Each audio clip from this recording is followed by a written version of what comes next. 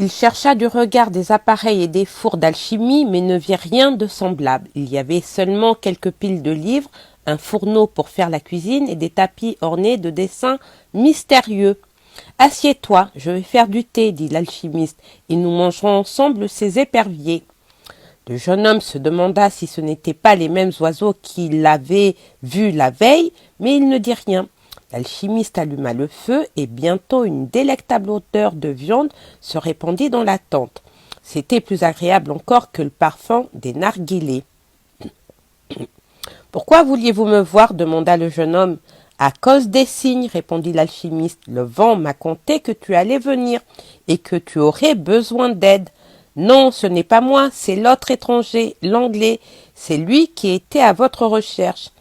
Il devra trouver d'autres choses avant de me trouver moi, mais il est sur la bonne voie. » Il s'est mis à regarder le désert. « Et moi ? Quand on veut une chose, tout l'univers conspire à nous permettre de réaliser notre rêve, » dit l'alchimiste en reprenant les mots du vieux roi. Le jeune homme comprit. Ainsi, un autre homme était là sur sa route pour le conduire jusqu'à sa légende personnelle. « Vous allez donc m'apprendre ? Non, tu sais déjà tout ce qu'il y a à savoir. Je vais simplement te mettre sur la voie dans la direction de ton trésor. » « Il y a la guerre entre les clans, répéta le jeune homme. Mais je connais le désert. J'ai déjà trouvé mon trésor. J'ai un chameau, l'argent de la boutique, des cristaux et 50 pièces d'or. Je peux être un homme riche dans mon pays. Mais rien de tout cela ne se trouve près des pyramides. J'ai Fatima, c'est un plus grand trésor que tout ce que j'ai réussi à acquérir. Elle non plus n'est pas près des pyramides. » Ils mangèrent les éperviers en silence. L'alchimiste ouvrit une bouteille et versa un liquide rouge dans le verre de son invité. C'était du vin et l'un des meilleurs vins qu'il eût jamais bu de son existence. Mais le vin était interdit par la loi. « Le mal, dit l'alchimiste, ce n'est pas ce qui entre dans la bouche de l'homme. Le mal est dans ce qui en sort. » De boire, le jeune homme commençait à se sentir tout à fait bien. Mais l'alchimiste lui faisait un peu peur. Ils allèrent s'asseoir à l'extérieur de la tente, à contempler le clair de lune qui faisait pâlir les étoiles.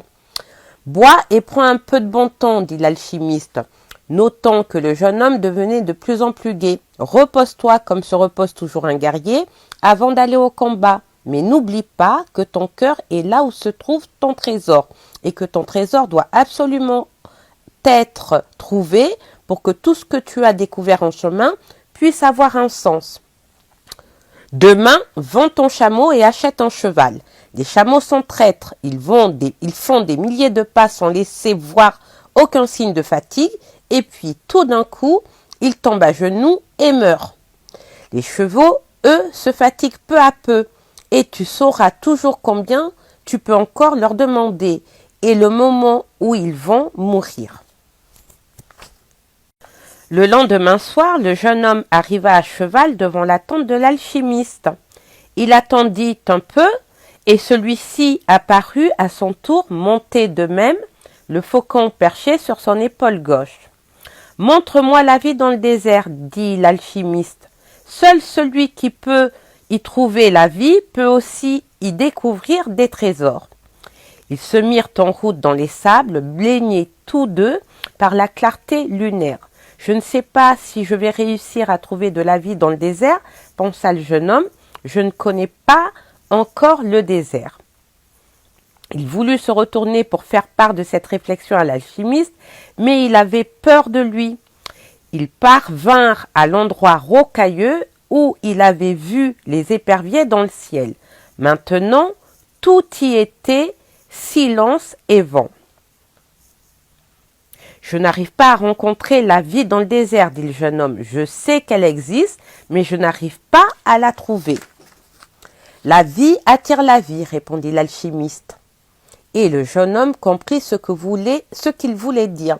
Sur l'instant, il lâcha les rênes à son cheval, qui se mit alors à cheminer à sa guise au milieu des pierres et du sable. L'alchimiste suivait en silence, et le cheval du jeune homme avança ainsi durant une demi-heure. Les deux hommes ne pouvaient déjà plus distinguer les palmiers de l'oasis. Il n'y avait que cette fantastique clarté du ciel et les rochers qu'elle faisait briller comme de l'argent. Soudain, en un site où il n'était encore jamais venu, le jeune homme sentit que sa monture s'arrêtait. « Ici, la vie existe, dit-il à l'alchimiste. Je ne connais pas le langage du désert, mais mon cheval connaît le langage de la vie. » Ils mirent pied à terre, l'alchimiste ne dit rien. Il se mit à regarder les pierres en avançant lentement. Tout à coup, il s'arrêta et se baissa avec les plus grandes précautions. Il y avait un trou dans le sol, entre les pierres. L'alchimiste y enfila sa main, puis tout le bras jusqu'à l'épaule. Quelque chose bougea là-bas au fond et les yeux de l'alchimiste, il ne pouvait voir que ses yeux, se plissèrent, témoignant de l'effort qu'il faisait. Le bras semblait lutter avec ce qui se trouvait à l'intérieur du trou, et d'un bond qui effraya son compagnon, l'alchimiste retira son bras et se remit aussitôt debout. Sa main tenait un serpent par la queue. Le jeune homme fit un bond lui aussi, mais en arrière, le serpent se débattait frénétiquement avec des bruits et des sifflements qui rompaient le silence du désert. C'était un naja dont le venin pouvait tuer un homme en quelques secondes. Attention au venin, vint à penser le jeune homme. Mais l'alchimiste qui avait mis sa main dans le trou devait déjà avoir été mordu. Sa physionomie était pourtant parfaitement sereine. L'alchimiste est âgé de 200 ans, avait dit l'Anglais. Il devait savoir comment agir avec les serpents du désert. Le jeune homme vit son compagnon retourner à son cheval et prendre sa longue épée en forme de croissant de lune avec laquelle il traça un cercle sur le sol. Il posa le serpent à l'intérieur de ce cercle et le reptile s'immobilisa aussitôt. « Ne t'inquiète pas, dit l'alchimiste, il ne sortira pas de là, et tu as découvert la vie dans le désert, le signe qu'il me fallait. » Pourquoi était-ce si important ? Parce que les pyramides sont au milieu du désert. Le jeune homme n'avait pas envie d'entendre parler des pyramides. Son cœur était lourd et triste depuis la veille au soir. Poursuivre sa quête du trésor signifiait en effet devoir abandonner Fatima. « Je vais te guider à travers le désert, lui dit alors l'alchimiste. « Je veux rester dans l'oasis, répondit le jeune homme. J'ai rencontré Fatima et pour moi, elle vaut plus que le trésor. Fatima est une fille du désert, elle sait que les hommes doivent partir pour pouvoir revenir. Elle a déjà trouvé son trésor, c'est toi. Maintenant, elle attend de toi que tu trouves ce que tu cherches. Et si je décide de rester, tu seras le conseiller de l'oasis, tu possèdes assez d'or pour acheter un bon nombre de moutons et de chameaux, tu épouseras Fatima et vous vivrez heureux pendant la première année. Tu apprendras à aimer le désert et tu connaîtras un par un les 50 000 palmiers. Tu comprendras comment ils croissent et ils te feront voir un monde qui ne cesse de changer. Et alors, tu déchiffreras de mieux en mieux les signes parce que le désert est un plus grand maître que tous les maîtres. La deuxième année, tu te rappelleras l'existence d'un trésor. Les signes commenceront à t'en parler avec insistance et tu essaieras de ne pas en tenir compte. Tu te serviras de tes connaissances uniquement pour le bien de l'oasis et de ses habitants. Les chefs de tribu t'en sauront gré. Tes chameaux t'apporteront richesse et pouvoir. La troisième année, les signes continueront à parler de ton trésor et de ta légende personnelle. Tu passeras des nuits et des nuits à errer dans l'oasis et Fatima sera une femme triste parce que ton parcours, à cause d'elle, aura été interrompu. Mais tu continueras à l'aimer et cet amour sera partagé. Tu te souviendras qu'elle ne t'avait jamais demandé de rester parce que la femme du désert sait attendre le retour de son homme. Tu ne lui en voudras donc pas, mais tu marcheras des nuits et des nuits dans les sables du désert au milieu des palmiers en pensant que tu aurais peut-être pu continuer ta route, te fier davantage à ton amour pour Fatima. Car ce qui t'aura fait rester dans l'oasis, c'était seulement ta propre crainte de ne jamais revenir. Et quand tu en seras là, les signes t'indiqueront que ton trésor est enfoui à jamais sous la terre. La 4e année, les signes t'abandonneront parce que tu n'auras pas voulu les entendre. Les chefs de tribu le comprendront et tu seras destitué de ta charge au conseil. Tu seras alors un riche commerçant, possesseur de nombreux chameaux et de marchandises en abondance, mais tu passeras le reste de tes jours à errer au milieu des palmiers et du désert, en sachant que tu n'auras pas accompli ta légende personnelle et qu'il sera désormais trop tard pour le faire. Sans avoir jamais compris que l'amour, en aucun cas, n'empêche un homme de suivre sa légende personnelle. Quand cela arrive, c'est que ce n'était pas le véritable amour, celui qui parle le langage du monde. L'alchimiste effaça le cercle qu'il avait tracé sur le sable et le cobra s'enfuit rapidement pour disparaître entre les pierres. Le jeune homme songeait au marchand de cristaux qui avait toujours voulu aller à la Mecque, à l'anglais qui était à la recherche d'un alchimiste. Il songeait à une femme qui se fiait au désert et à qui le désert avait un jour amené celui qu'elle souhaitait aimer. Ils remontèrent à cheval et cette fois ce fut le jeune homme qui suivit l'alchimiste. Le vent apportait les bruits de l'oasis et il essayait de reconnaître la voix de Fatima. Ce jour-là, il n'était pas allé au puits à cause de la bataille. Mais au cours de cette nuit, tandis qu'il regardait un serpent à l'intérieur d'un cercle, l'étrange cavalier avec son faucon sur l'épaule avait parlé d'amour et de trésors, des femmes du désert et de sa légende personnelle. « Je vais avec vous, dit le jeune homme, et immédiatement il sentit la paix s'installer dans son cœur. Nous partirons demain avant le lever du soleil. Ce fut la seule réponse de l'alchimiste. Le jeune homme ne put dormir cette nuit-là. 2 heures avant l'aube, il réveilla l'un des garçons qui dormaient dans la même tente et lui demanda de lui indiquer où habitait Fatima. Ils sortirent tous deux et se rendirent jusque-là. En échange, il donna à son guide de quoi acheter une brebis. Puis, il le pria de trouver l'endroit où dormait la jeune fille, de la réveiller et de lui dire qu'il l'attendait dehors. Le jeune homme arabe exécuta sa mission et reçut en paiement l'argent nécessaire à l'achat d'une autre brebis. « Maintenant, laisse-nous seuls, dit-il au garçon, qui retourna à sa tente pour se recoucher, tout fier d'avoir aidé le conseiller de l'oasis et bien content d'avoir de quoi s'acheter des moutons. Fatima apparut à la porte de la tente. Ils partirent ensemble marcher au milieu des palmiers. Ils savaient que c'était contre la tradition, mais cela n'avait maintenant plus aucune importance. « Je vais partir, dit-il, et je veux que tu saches que je reviendrai.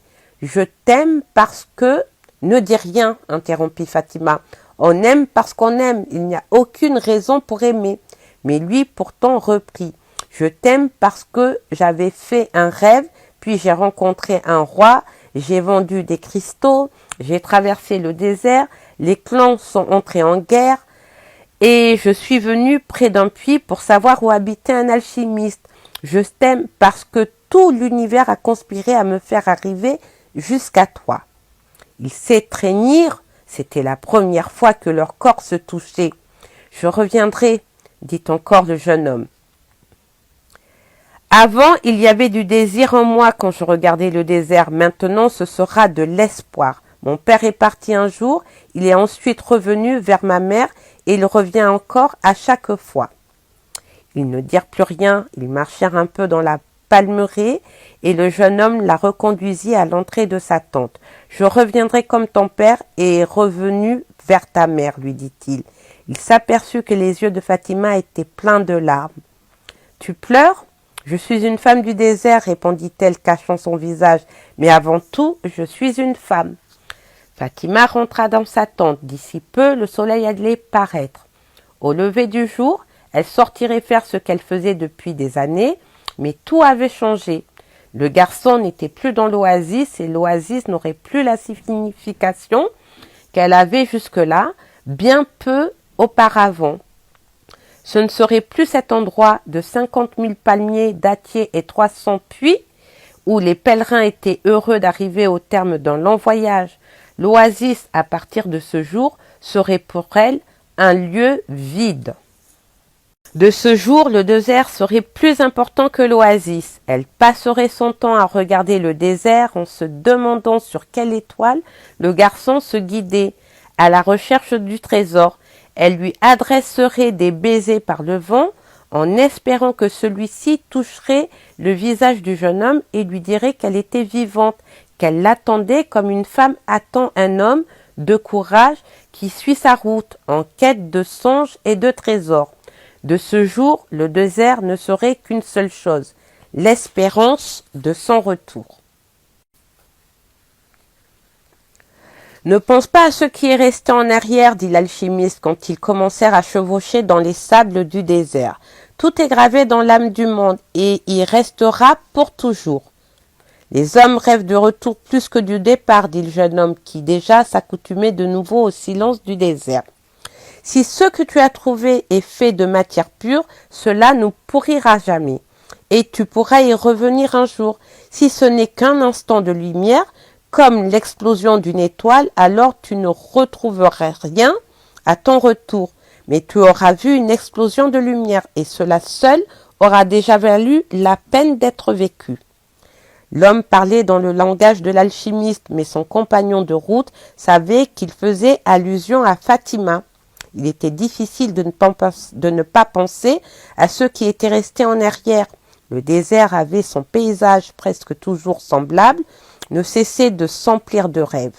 Le jeune homme voyait encore les palmiers dattiers, les puits et le visage de la femme aimée. Il voyait l'anglais et son laboratoire, et le chamelier qui était un maître et ne le savait pas.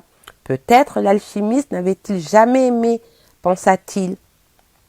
Lui-ci allait devant, le faucon sur son épaule. Le faucon connaissait parfaitement le langage du désert, et quand il faisait halte, il quittait l'épaule de l'alchimiste et s'envolait pour chercher de la nourriture. Le premier jour, il rapporta un lièvre. Le lendemain, 2 oiseaux. Le soir, ils étendaient leur couverture par terre, mais n'allumaient pas de feu. Les nuits du désert étaient froides et devinrent de plus en plus sombres à mesure que la lune décroissait au firmament. Durant toute une semaine, ils avancèrent en silence, ne parlant que des précautions devenues indispensables pour éviter de se trouver pris dans les combats. La guerre des clans continuait et le vent apportait parfois l'odeur douceâtre du sang. Une bataille avait dû être livrée dans les environs et le vent rappelait au jeune homme l'existence du langage des signes, toujours prêt à montrer ce que ses yeux ne pouvaient voir. Au soir du 7e jour de voyage, l'alchimiste décida de bifurquer plutôt que de coutume. Le faucon partit en quête de gibier. L'alchimiste tira son bidon d'eau et en offrit au jeune homme. « Te voici bientôt parvenu au terme de ton voyage, dit-il. Tu as suivi ta légende personnelle. Je t'en félicite. »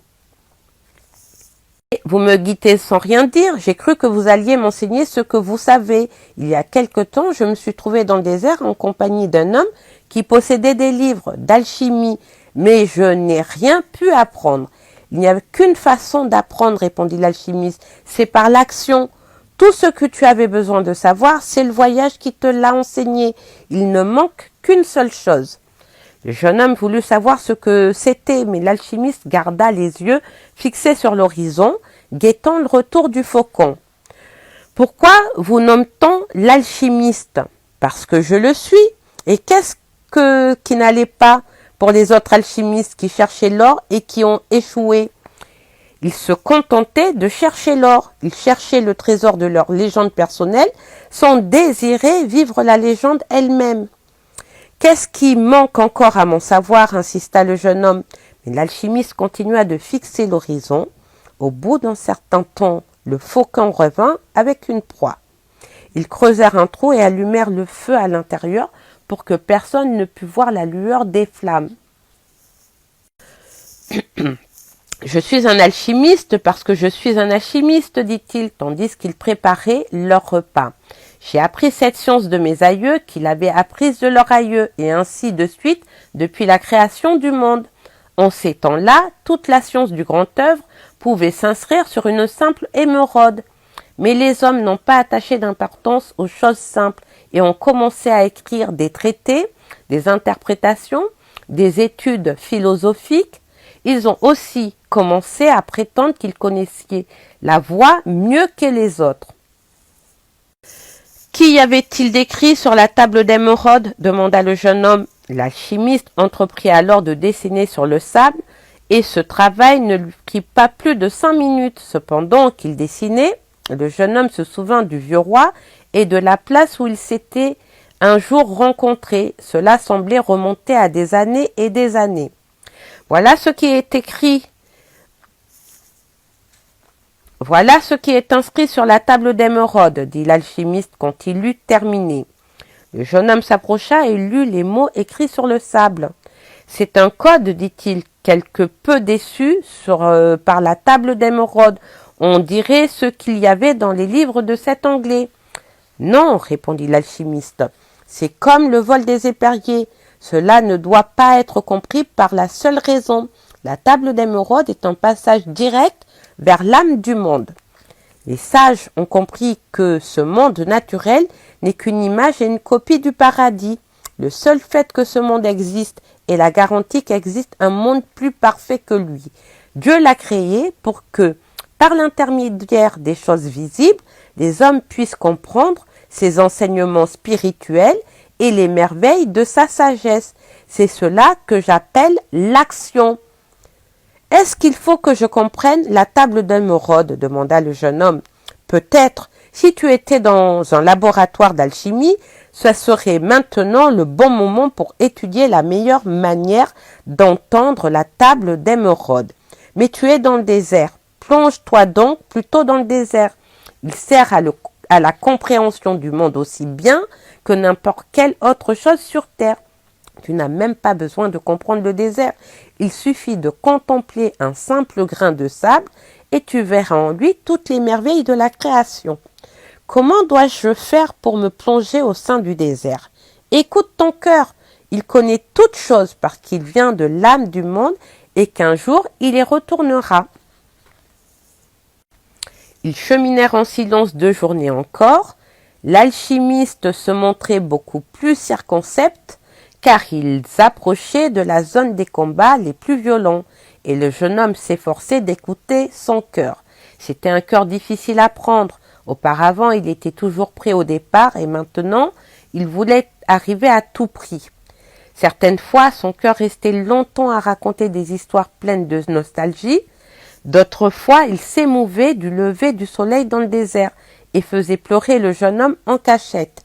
Il battait plus vite quand il lui parlait du trésor et ralentissait lorsque les yeux du garçon se perdaient dans l'horizon infini du désert.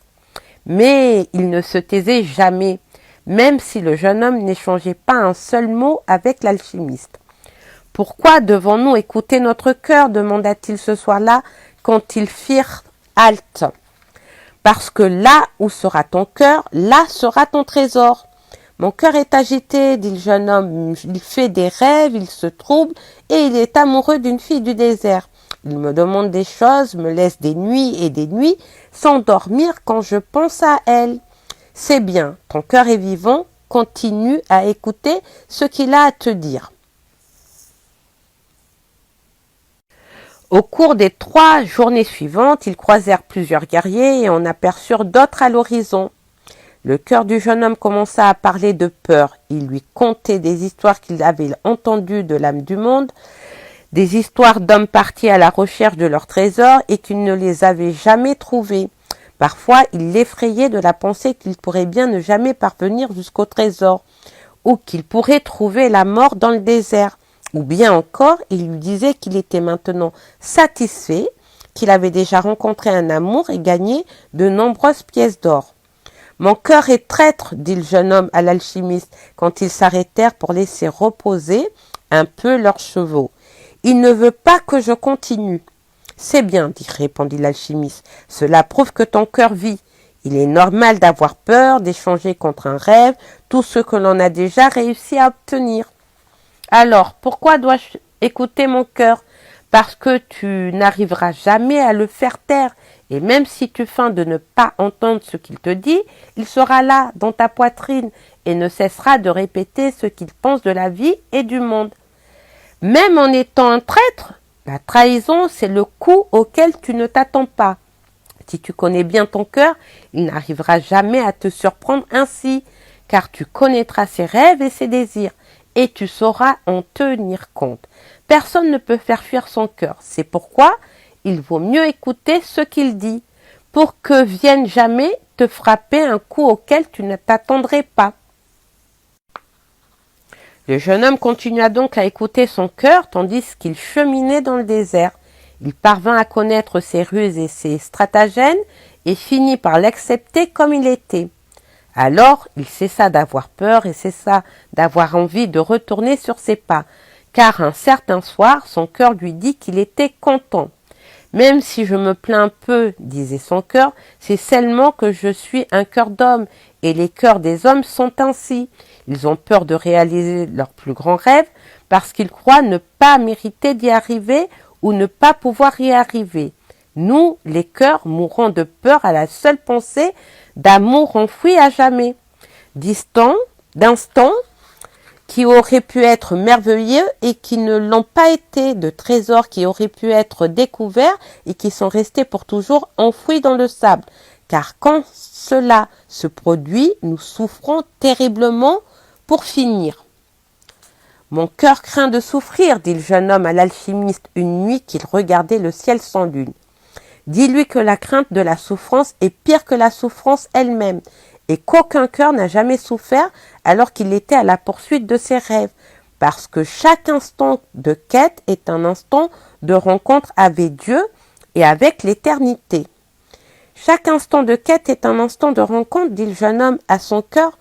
Pendant que je cherchais mon trésor, tous les jours ont été lumineux, parce que je savais que chaque heure faisait partie du rêve de le trouver. Pendant que je cherchais mon trésor, j'ai découvert en chemin des choses que je n'aurais jamais songé rencontrer si je n'avais eu le courage de tenter des choses impossibles au berger. Alors, son cœur demeura en paix tout un après-midi durant, et cette nuit-là, il dormit calmement. Lorsqu'il s'éveilla, son cœur commença à lui raconter les choses de l'âme du monde. Il dit que tout homme heureux était un homme qui portait Dieu en lui, et que le bonheur pouvait être trouvé dans un simple grain de sable du désert, comme l'avait dit l'alchimiste. Parce qu'un grain de sable est un instant de la création, et que l'univers a mis des millions et des millions d'années à le créer. Chaque homme sur terre a un trésor qui l'attend, lui dit son cœur. Nous, les cœurs, en parlons rarement, car les hommes ne veulent plus trouver ces trésors. Nous n'en parlons qu'aux petits-enfants. Ensuite, nous laissons la vie se charger de conduire chacun vers son destin. Malheureusement, peu d'hommes suivent le chemin qui leur est tracé, et qui est le chemin de la légende personnelle et de la félicité. La plupart voient le monde comme quelque chose de menaçant, et pour cette raison même, le monde devient en effet une chose menaçante. Alors, nous, les cœurs, commençons à parler de plus en plus bas, mais nous nous taisons jamais. Mais nous ne nous taisons jamais, et nous faisons des vœux pour que nos paroles ne soient pas entendues. Nous ne voulons pas que les hommes souffrent pour n'avoir pas suivi la voie que nous leur avions indiquée. Pourquoi les cœurs ne disent-ils pas aux hommes qu'ils doivent poursuivre leurs rêves, demanda le jeune homme à l'alchimiste. Parce que dans ce cas, c'est le cœur qui souffre le plus, et les cœurs n'aiment pas souffrir. Le jeune homme de ce jour attendit son cœur. Il lui demanda de ne jamais l'abandonner. Il lui demanda de se serrer dans sa poitrine lorsqu'il serait loin de ses rêves, et de lui donner le signal d'alarme. Et il jura que, chaque fois qu'il entendrait ce signal, il y prendrait garde. Cette nuit-là, il parla de tous ces sujets avec l'alchimiste, et celui-ci comprit que le cœur du jeune homme était revenu à l'âme du monde, Que dois-je faire maintenant demanda le jeune homme. Continue de marcher dans la direction des pyramides, dit l'alchimiste, et reste attentif aux signes. Ton cœur est maintenant capable de te montrer le trésor. C'était donc cela que je ne savais pas encore? Non, ce qui manque encore à ton savoir, dit l'alchimiste, c'est ceci. Avant de réaliser un rêve, l'âme du monde veut toujours évaluer tout ce qui a été appris durant le parcours.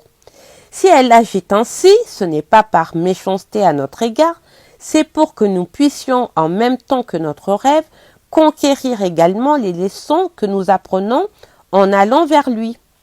Et c'est le moment où la plupart des gens renoncent. C'est ce que nous appelons dans le langage du désert mourir de soif quand les palmiers de l'oasis sont déjà en vue à l'horizon. Une quête commence toujours par la chance du débutant et s'achève toujours par l'épreuve du conquérant. Le jeune homme se souvint d'un vieux proverbe de son pays qui disait que l'heure la plus sombre est celle qui vient juste avant le lever du soleil.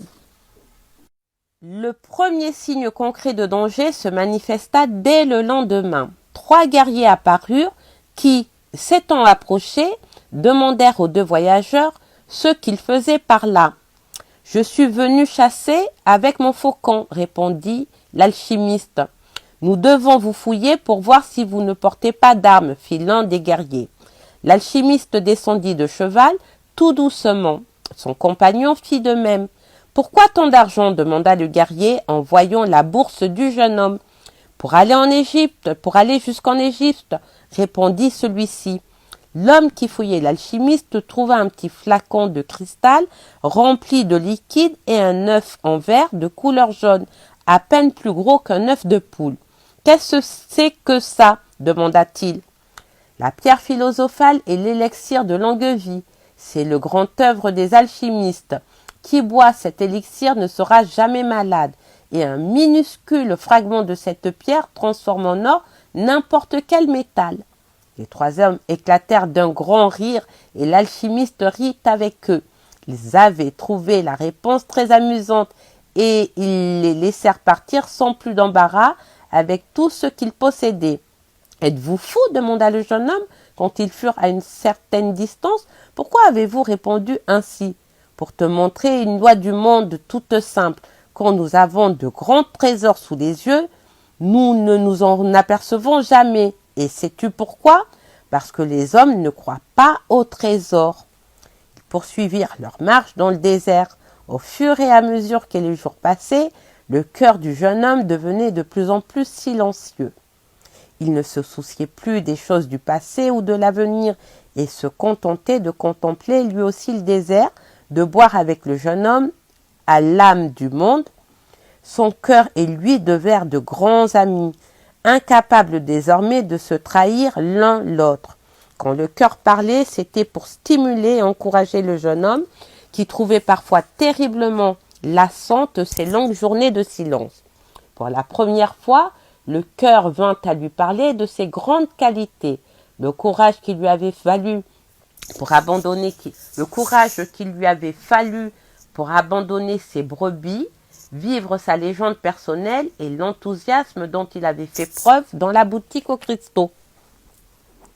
Il lui dit aussi une autre chose que le jeune homme n'avait encore jamais remarqué. Les dangers qu'il avait côtoyés et dont il ne s'était jamais aperçu une fois qu'il avait caché le pistolet dérobé à son père, avec lequel, en effet, il risquait bien de se blesser. Et il lui rappela un jour où il avait été souffrant en pleine campagne. Il avait vomi, puis il avait dormi assez longtemps. Or, il y avait 2 brigands un peu plus loin qui avaient projeté de lui voler ses moutons et de l'assassiner. Mais comme le jeune berger ne venait pas, ils avaient fini par s'en aller, croyant qu'il avait changé d'itinéraire. « Est-ce que le cœur aide toujours les hommes ?» demanda-t-il à l'alchimiste. « Ceux-là seulement qui vivent leur légende personnelle, mais ils aident beaucoup les enfants, les ivrognes, les vieillards. Cela veut donc dire que le danger n'existe pas? Cela veut dire simplement que les cœurs font tout ce qu'ils peuvent, répondit l'alchimiste. Certains soirs, ils passèrent par le campement de l'un des clans en guerre.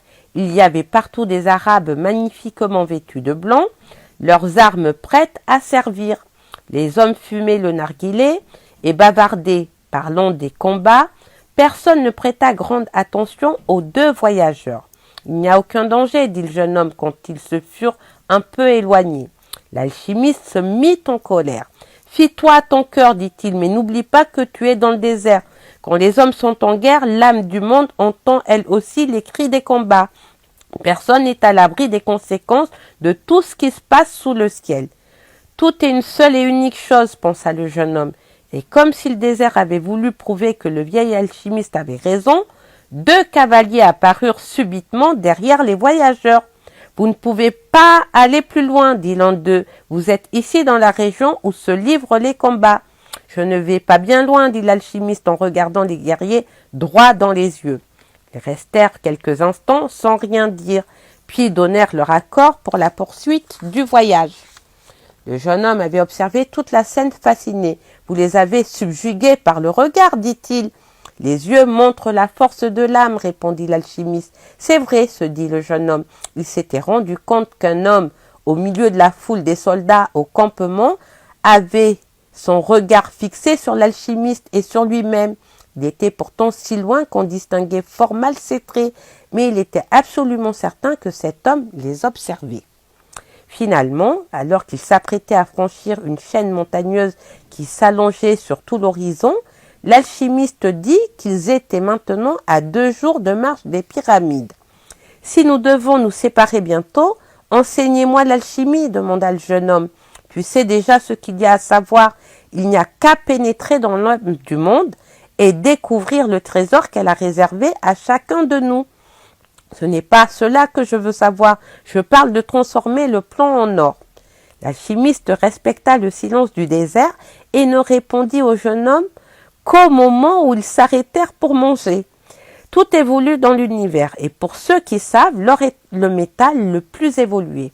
Ne me demande pas pourquoi, je l'ignore. Je sais seulement que ce qu'enseigne la tradition est toujours juste. Ce sont les hommes qui n'ont pas su interpréter correctement les paroles des sages et au lieu d'être le symbole des dévolutions, l'or est devenu le signe des guerres. Les choses parlent de multiples langages, dit le jeune homme. J'ai vu le blatèrement du chameau n'être qu'un blatèrement, puis devenir un signe de danger et redevenir enfin un simple blatèrement. Mais il se tut. L'alchimiste devait savoir tout cela. J'ai connu de véritables alchimistes, reprit ce dernier. Ils s'enfermaient dans leur laboratoire et tentaient d'évoluer comme l'or. Ils découvraient la pierre philosophale, cela parce qu'ils avaient compris que lorsqu'une chose évolue, tout ce qui est autour évolue de même. D'autres ont réussi par accident à trouver la pierre. Ils avaient le don, leur âme était plus éveillée que celle des autres personnes. Mais cela ne compte pas, car ils sont rares. D'autres enfin cherchaient seulement l'or. Ceux-là n'ont jamais trouvé le secret. Ils avaient oublié que le plomb, le cuivre, le fer ont aussi leur légende personnelle à accomplir. Et qui s'immisce dans la légende personnelle d'autrui ne découvrira jamais la sienne propre. Les paroles de l'alchimiste sonnèrent comme une malédiction. Il se baissa et ramassa un coquillage sur le sol du désert. Ceci fut autrefois la mer, dit-il. Je l'avais remarqué, rétorqua le jeune homme. L'alchimiste lui demanda de porter le coquillage à son oreille.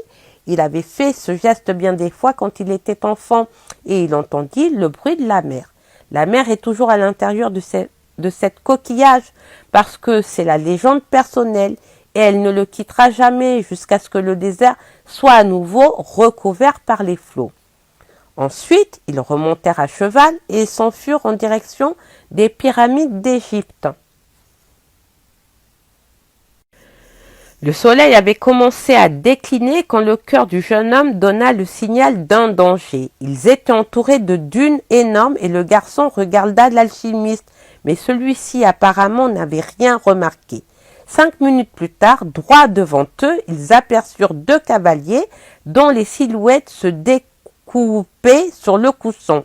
Avant qu'il eût pu dire quoi que ce fût à l'alchimiste, les 2 cavaliers étaient devenus 10 puissants et pour finir, Toute l'étendue des dunes en fut couverte. C'étaient des guerriers vêtus de bleu avec un triple anneau de couleur noire autour du turban. Les visages étaient masqués sous un autre voile bleu qui ne laissait voir que les yeux. Même à cette distance, les yeux montraient la force des âmes et ces yeux parlaient la mort.